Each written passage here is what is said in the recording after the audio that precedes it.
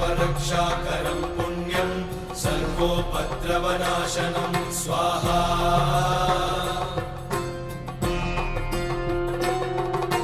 सर्वसम्पत्करं चैव स्वर्गमोक्षप्रदायकं ध्यात्वा नृसिंहं देवेशं हेमसिंहासनस्थितं स्वाहा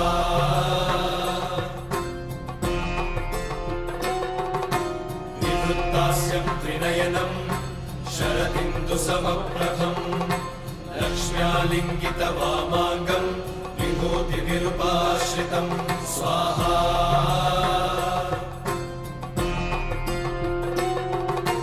चतुर्भुजं कोमलाङ्गं स्वर्णकुण्डलशोभितं श्रिया सुशोभितोरस्कं रत्नकेयूरमुद्रितं स्वाहा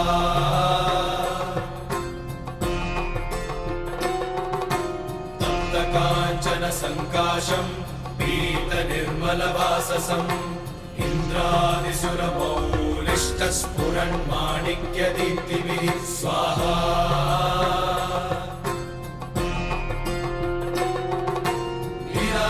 लीलाहितपदद्वन्द्वं शङ्खचक्रादिहेतिभिः गरुत्मता च विनयात् स्तूयमानं मुदान्वितं स्वाहा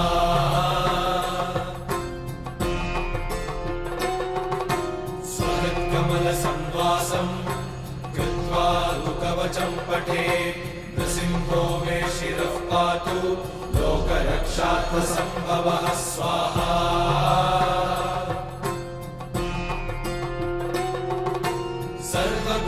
सर्वगोपिस्तम्भवासः फालं मे रक्षतु ध्वनिं नृसिंहो मे दृशौ पातु सोमसूर्याग्निलोचनः स्वाहा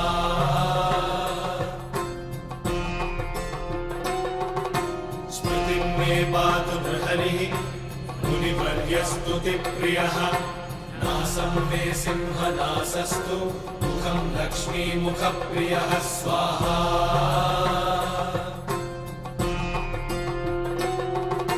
सर्वविद्याधिपः पातु नृसिंहो रसना मम वक्त्रं पात्विन्दुवदनं सदा प्रह्लादवन्दितः स्वाहा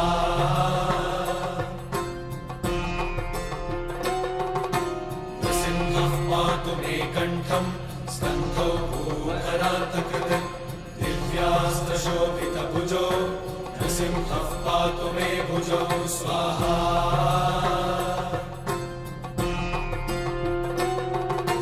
करौ मे देववरदो नृसिंहः पातु सर्वतः हृदयं योगिसाध्यश्च निवासं पातु मे हरिः स्वाहा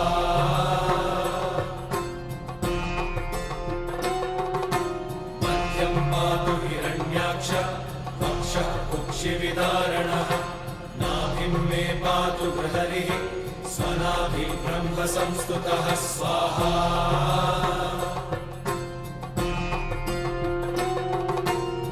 ब्रह्माण्डकोटयः कट्यां यस्यासौ पातु मे कटिं गुह्यं मे पातु गुह्यानां मन्त्राणां गुह्यरूपधृक् स्वाहा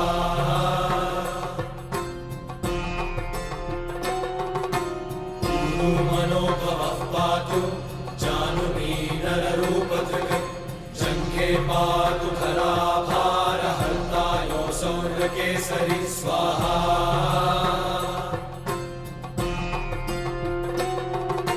सुरराज्यप्रदः पातु पादौ मे गृहरीश्वरः सहस्रशीर्षा पुरुषः पातु मे सर्वशस्तनु स्वाहा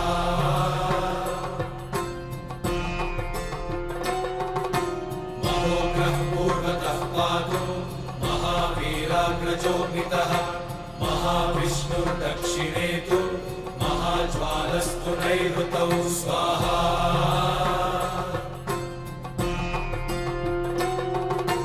पश्चिमे पातु सर्वेषु दिशि मे सर्वतोमुखः नृसिंहः पातु वायव्यां सौम्यां भीषणविग्रहः स्वाहा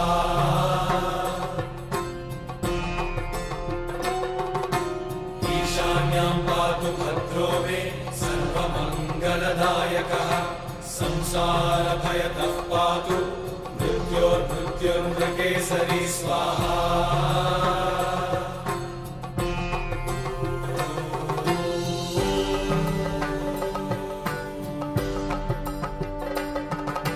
गर्जन्तं गर्जयन्तं निजभुजपटलं स्फोटयन्तं हरन्तं।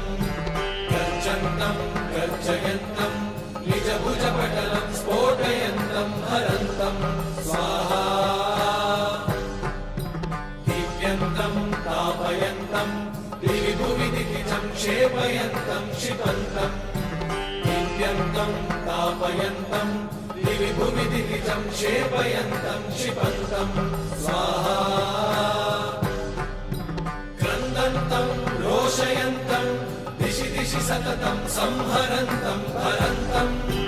क्रन्दन्तं रोषयन्तं दिशि दिशि सततं संहरन्तं हरन्तं स्वाहा। वीक्षन्तं घूर्णयन्तं करनिकरशतैर्दिव्यसिंहं नमामि। वीक्षन्तं घूर्णयन्तं करनिकरशतैर्दिव्यसिंहं नमामि स्वाहा।